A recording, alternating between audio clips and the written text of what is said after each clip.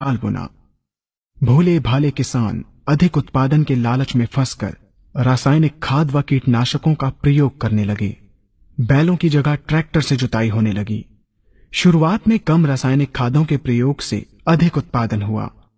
धीरे धीरे रासायनिक खादों के प्रयोग के कारण भूमि की उर्वरा शक्ति क्षीण होने लगी, जिसकी वजह से उत्पादन घटने लगा तथा फसलें कमजोर होने लगी।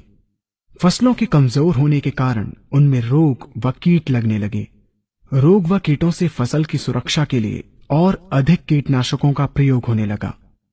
एक तरफ ज्यादा उत्पादन के लिए अधिक रासायनिक खादों का प्रयोग होने लगा, वहीं दूसरी तरफ फसलों को रोग व कीटों से बचाने के लिए अधिक विषाक्त कीटनाशकों का प्रयोग बढ़ गया, जिसके कारण उत्पादन लागत बढ़ी और किसान को लाभ कम होने लगा, बल्कि छोटे किसान कर्ज में डूबने लगे।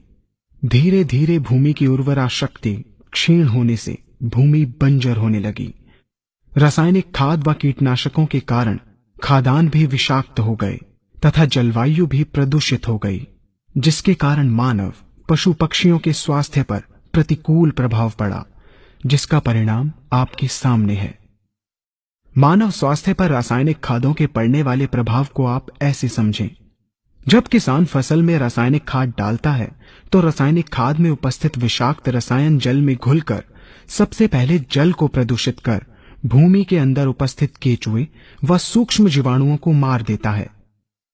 ये बात सभी किसान अच्छी तरह से जानते हैं कि केचुए व अन्य सूक्ष्म जीवाणु भूमि की उर्वरा शक्ति को बढ़ाने के लिए अति आवश्यक होते हैं। विषाक्त रसायन के कारण इनकी मृत्यु हो जाने से भूमि की उर्वरा शक्ति नष्ट हो जाती है तथा भूमि कठोर होकर बंजर होने लगती है।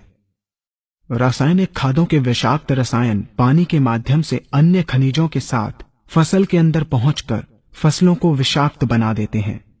बाद में जब खाद्यान्न के रूप में मनुष्य या अन्य पशु इन्हें खाते हैं तो ये विषाक्त रसायन मानव स्वास्थ्य पर बहुत ही बुरा प्रभाव डालते हैं तथा मनुष्य के अंदर तरह तरह के रोग उत्पन्न करते हैं। जब हम जैविक खाद का प्रयोग भूमि पर करते हैं तो जैविक खाद पानी में मिलकर पानी को प्रदूषित नहीं करती।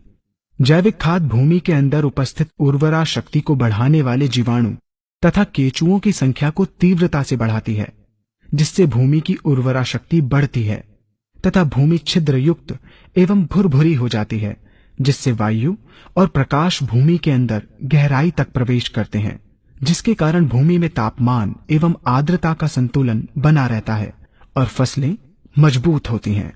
जैविक खाद में विद्यमान तत्व खाद्यान्न के माध्यम से मानव व पशु पक्षियों के शरीर में पहुंचकर स्वास्थ्य लाभ पहुंचाते हैं।